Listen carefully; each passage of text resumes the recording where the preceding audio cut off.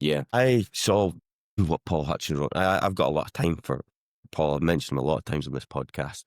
I agree with him on the Labour positioning. I think they're already out of the traps on that to say, look, SNP have failed you for 17, 18 years. Now's a time for change. And that's pretty clear. That's their strategy. And it's probably the best one open to them, in all honesty, at this time, because you can't extol the virtues of your colleagues at Westminster, clearly. But on the anti-reform coalition, I'd be quite wary of that.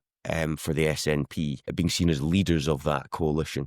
Why? Well, we just have to look back at the Scottish by-election in the summer, where the SNP were seemingly, it seemed to be on track to win that contest.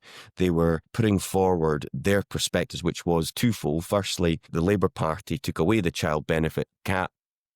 We'll reinstore it. And it was quite policy heavy, and they were talking about what they were doing to try and stand up for Scotland, or stand up for that constituency. There's a mantra I think I'm going to use again. They then pivoted in that contest to be all about Nigel Farage. We're the best people to stand up to Nigel Farage. Well, a reminder for our listeners, the SNP lost that by-election to Labour. John Swinney will be very conscious of that, going into a national contest and trying to be simply anti-reformers.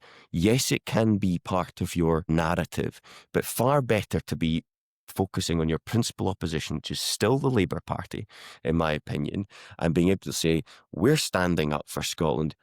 You guys aren't doing it. Look at what you're doing at Westminster. We've tried to mitigate, we've tried to ameliorate, be a bit more self-deprecating and say, look, we haven't got everything right, but we can truly stand up for Scotland. Don't have to look over our shoulders to Westminster. Certainly could do it better than Nigel Farage, who's an English nationalist or something like that. That's how the narrative should play. I wouldn't solely go for an anti-reform positioning, because I'm not sure that would be successful. And the Lark Hall and Stonehouse by-election proves that.